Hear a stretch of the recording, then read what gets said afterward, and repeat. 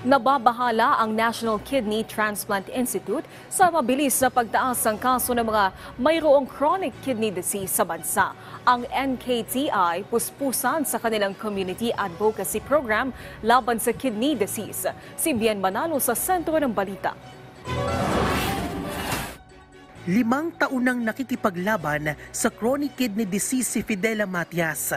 Mula Las Piñas ay nagpupunta pa sa National Kidney Transplant Institute sa Quezon City si Fidela, kasama ang kanyang kapatid para magpadialysis. Pero hanggang ngayon ay hindi lubos maisip ni Fidela kung paano siya tinamaan ng CKD, gayong wala naman daw siyang bisyo.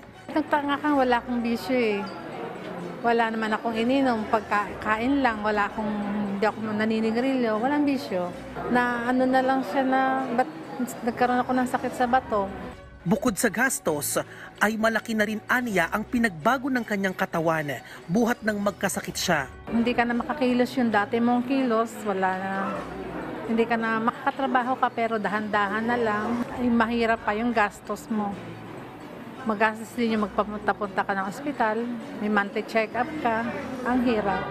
Ngayong araw, ipinagdiriwang ng National Kidney Transplant Institute ang National Kidney Month.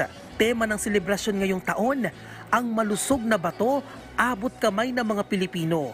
Sa tala ng NKTI, aabot sa 60,000 pasyente ang sumasailalim ngayon sa dialysis session sa buong bansa. Nasa 35,000 dito ay mga bagong pasyente.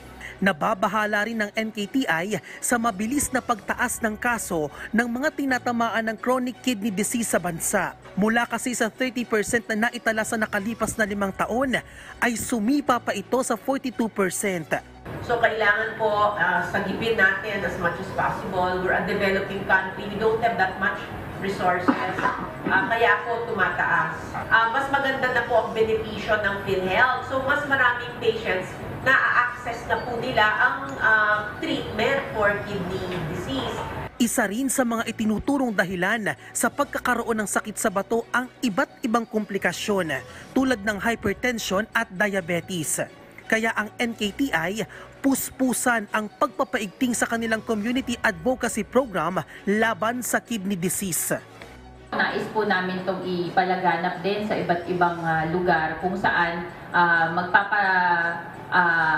dagdag po kami ng kaalaman ukol sa iba't ibang sakit, no? Hindi lang po ng sakit sa bato.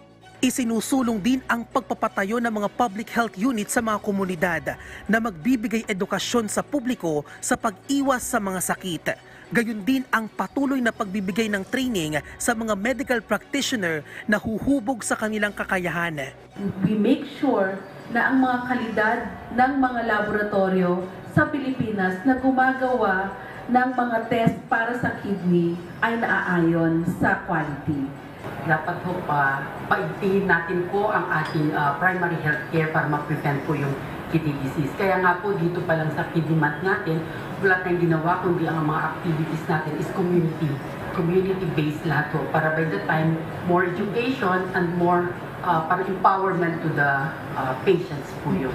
Patuloy naman ang panawagan ng mga espesyalista sa publiko na magpakonsulta kung nakakaramdam ng mga sintomas at ugaliing uminom ng tubig para maiwasan ang sakit sa bato. Bien Manalo para sa Pambansang TV sa Bagong Pilipinas.